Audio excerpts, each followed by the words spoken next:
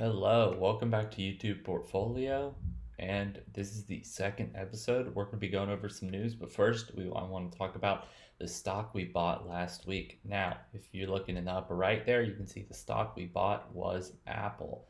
Bought it about a week ago, sold all my other assets on Monday, so I bought it right about there.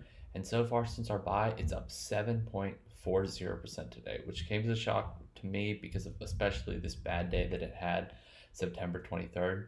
But that is the stock I chose to buy. Remember, if you want me to buy a certain stock, all you got to do is you got to put it in the comments, and the one that has the most upvotes or likes or whatever they're called on YouTube will be the stock I buy next week. Didn't get any comments last week, so I just chose to buy Apple. Anyway, that's how our portfolio is doing. It's doing pretty well, up 50 cents this week. That's a pretty good amount. If we could do that every week, I could be a billionaire pretty soon. Don't think I'm going to. Probably going to have a lot more bad weeks in the future, but this is a really good start.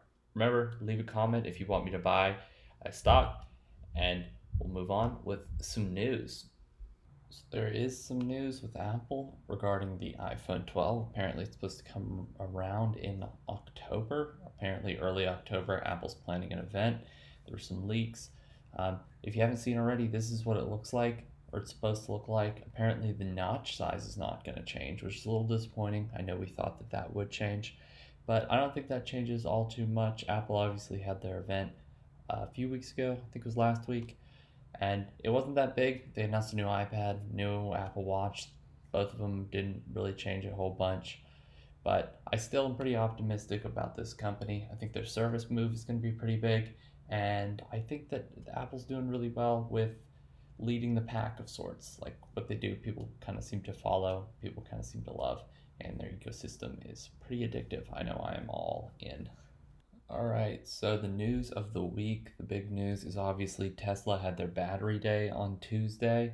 A lot of people are going over all the minute things that Tesla covered. However, I think there are three important numbers that you need to look at in order to understand what this battery day means for the company and what it could mean for the future of the company. Obviously, the stock got destroyed today. I think that that has to do more with people having really high expectations for the day rather than the day being a disappointment. The first big number you need to know is minus 56%. That is minus 56% in the cost per kilowatt hour for their battery production, which could theoretically mean cheaper batteries of 56%, which would be insane, allowing them to make much cheaper vehicles. I think this is a really big improvement for the company. I think this is one big step that electric car makers are going to need to get to make electric cars more affordable and compete with gas cars. So I think this is a pretty big number. The second big number you need to know from Tesla's battery day is plus 54%. That is plus 54% of power from the same sized battery as before. That would take a Model 3 that gets about 250 miles per charge up to somewhere around 385 if you exclude weight from that equation. And that could definitely help Tesla reach their goal of having a 500-mile on one charge battery, as they claimed in their Cybertruck.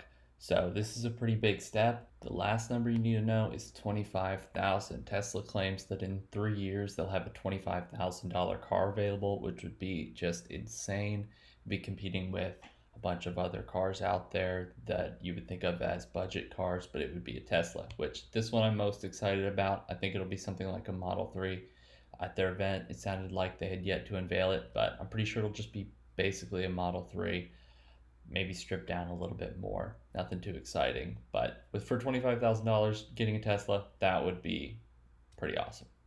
In other sort of Tesla related news, Volkswagen released a $40,000 electric vehicle, and it is claiming that it has a range of 250 miles, which would pretty much match that of the Model 3.